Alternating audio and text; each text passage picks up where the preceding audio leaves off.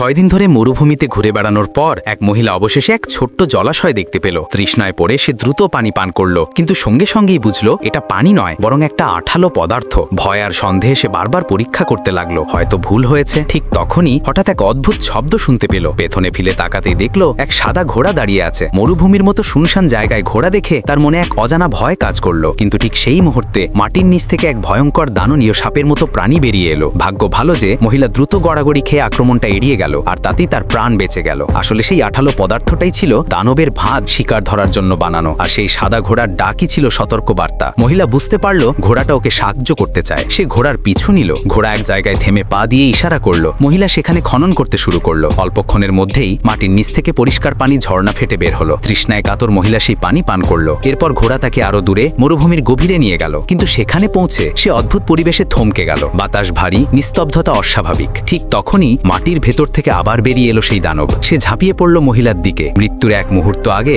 ঘোড়া লাফিয়ে এসে মহিলাকে বাঁচিয়ে দিল, কিন্তু নিজেই গুরুতরভাবে আহত হলো। রাগে, শোকে আর শক্তিতে ভরে মহিলা তার প্রাচীন জাদু শক্তি জাগিয়ে তুলল। সে দানবের পিঠে ঝাঁপিয়ে পড়ল, তার বর্ম টেনে খুলে ফেলল এবং মাথায় প্রচণ্ড আঘাত করল। দানব মাটিতে লুটিয়ে পড়ল, পরাজিত। মহিলা শ্বাস ফেলে তাকালো আর দেখল সেই সাদা ঘোড়া।